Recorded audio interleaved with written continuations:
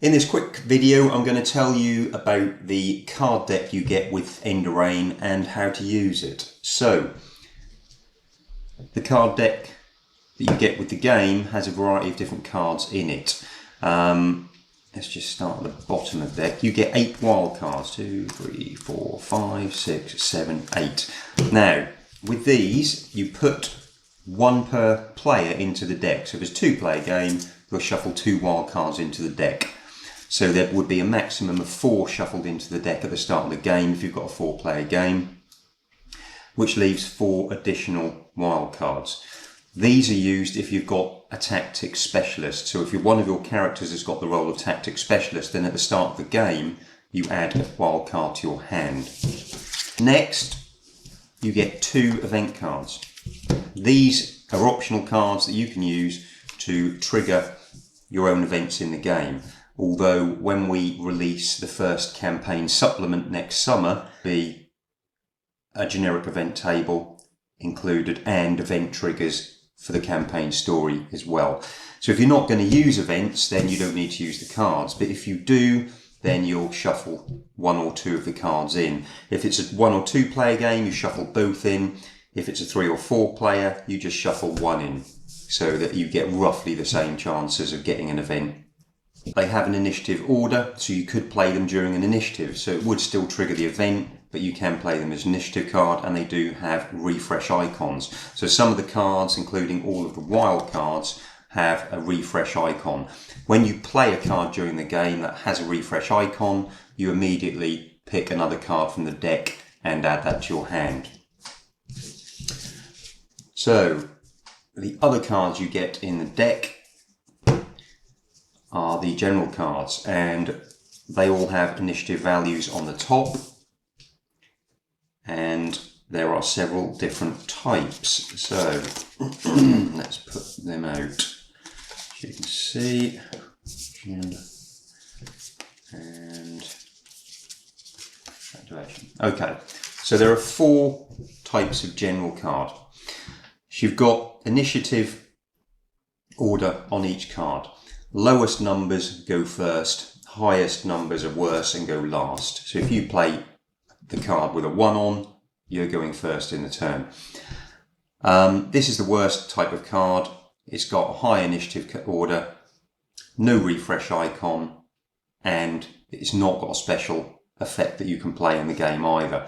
However, on this card you have got a power trigger symbol. With the power icons, they reflect the 3 different types of powers you can use in the game. So you've got physical, mental, and forces. They relate to the powers you can give your characters.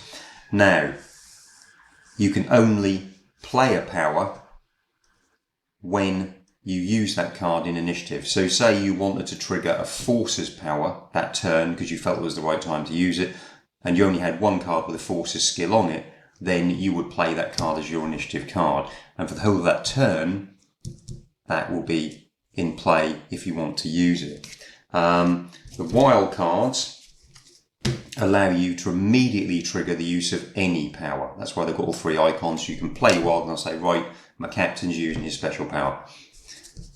In addition, the wild cards can be played as any one of these 3. So you can use a wild card to do a fortune roll, you can play a wild card to do a free action, or you can play a wild card to do a cancel activation. These are the 3 main types of card. They've got an initiative value, they've got a special effect you can play, and they can trigger power use if played during activation. Also, some of them have got refresh icons, so if you play them any time in the game, you immediately pick up another card from the game deck.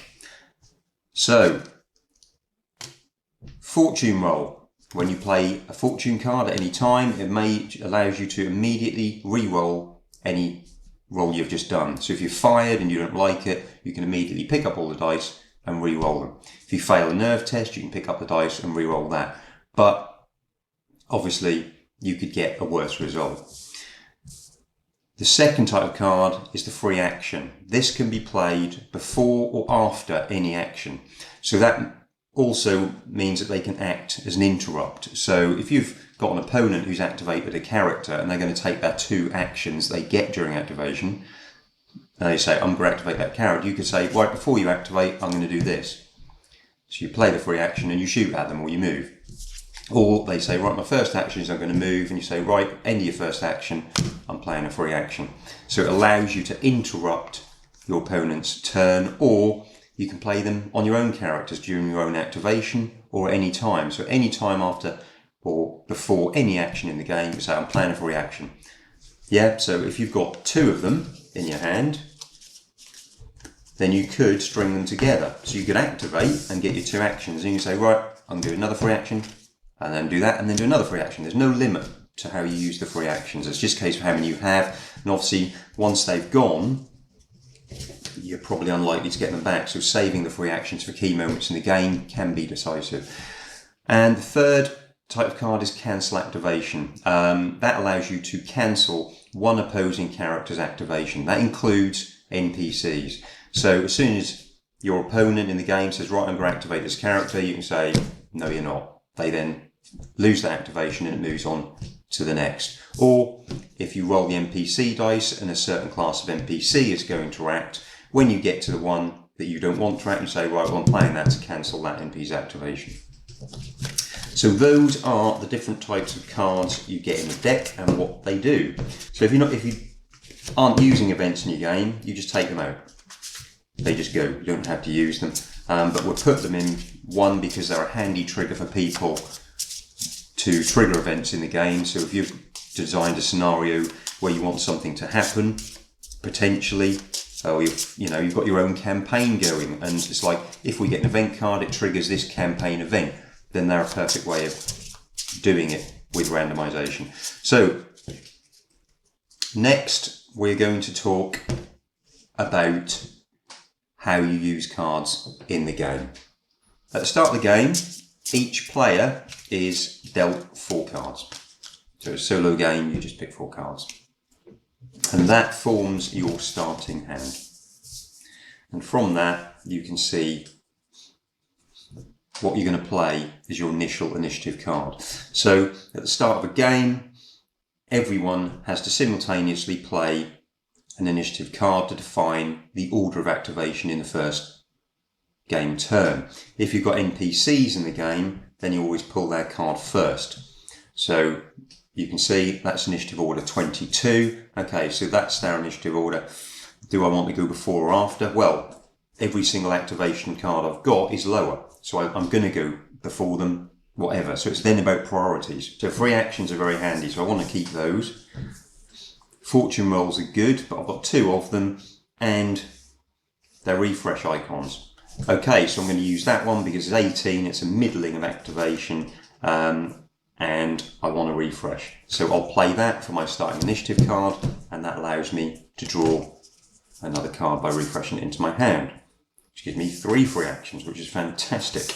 Okay, and then you would start the game, and you will work around initiative order, activating an individual character or a group of characters as defined in the rules. And then through the game, you would use your hand to play cards at key moments. Now, obviously, you may have already worked out there aren't refresh icons on every card. So I've played in my first turn that card, I've refreshed to keep 4. At the end of a turn, before you start the next turn, you always draw 1 extra card. So in turn 2, I'd start with 5 initiative cards, but I've got to play one.